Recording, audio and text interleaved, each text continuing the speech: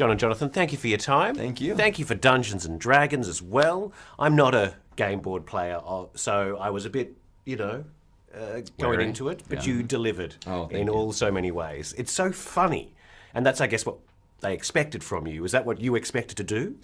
Certainly what we tried to do and hoped would become funny by the end of it. But it was, it's baked into D&D. It's a fun take on the fantasy space, which hasn't been done cinematically or at least successfully before. So. But it's J&J doing D&D as well. That's what I mean, know? Yes, that's right. We want as many ampersands in this thing as we can. But were you anxious going into it? Because the fans are fans, and they're quite serious about this board game. They are. I mean, look, I always go back to working on Spider-Man Homecoming. That's equally a fan base that loves their But they don't have swords and They don't have shields swords, and they have blades. web shooters. But the thing as a screenwriter or director is you have to focus on the movie you want to make, and if you do it right, then the fans will join you in that journey. Yeah. In this day and age, you can't please everyone. It's just not going to happen. I mean, the fans will be mad that you called it a board game. It's not a board technically game. a tabletop. It's a tabletop RPG.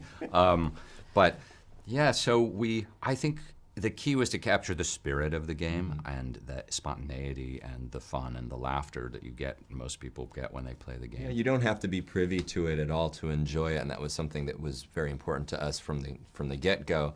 But if you are privy to it and you know the world and the lore, everything is technically accurate, minus a few liberties that we took to make it more entertaining cinematically.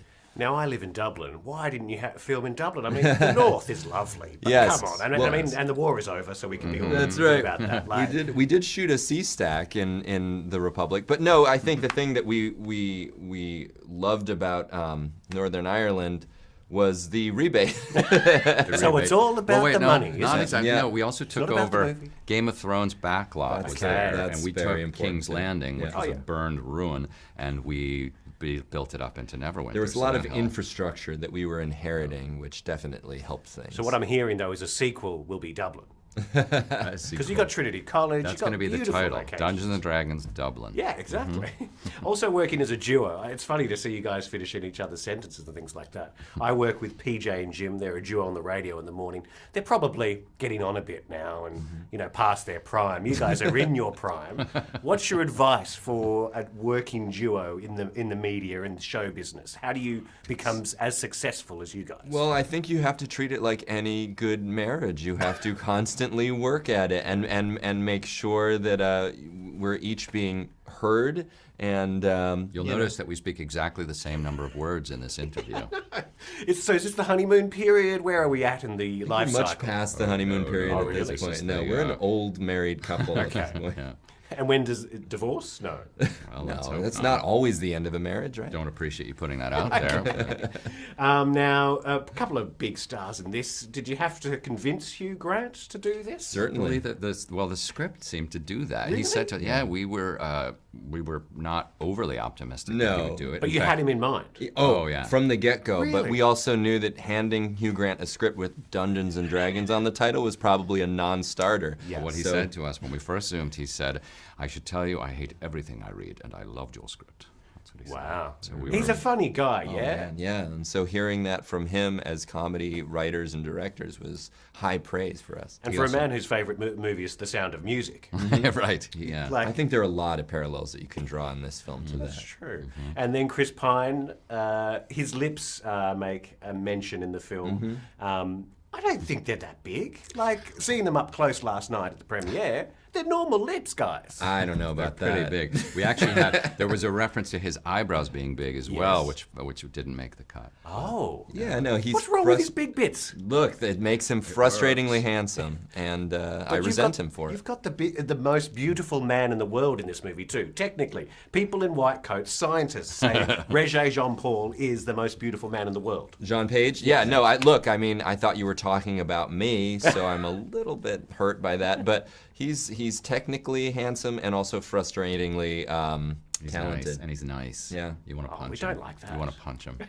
He didn't wear a shirt to the premiere last night. Yeah, no, I know if that asked was him about intentional. that, and he said he just gets the warmth from the fans and people like us. Even that, even his replies. It's disgusting. were It's disgusting. curated and perfect.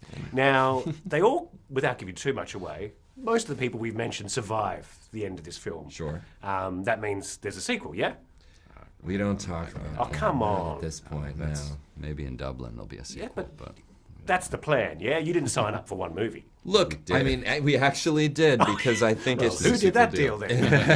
it's generally a mistake that the studios make oftentimes where they intend to build out a franchise and create a cinematic universe before they make one successfully Okay. good film. And so for us, we put our hearts into this thing. We spent 4 years on it. It was our intention to make this work on its own. And if we're so lucky to make a sequel, yeah, that'd be great.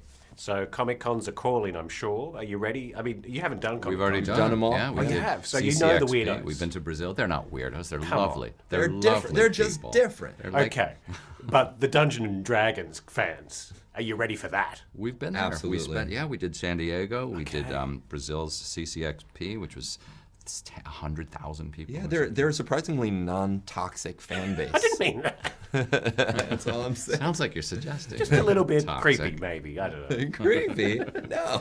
We are Guys, not agreeing. Thank you so much. It really was a fun ride. Thank you. Appreciate it. Yeah, good to meet you.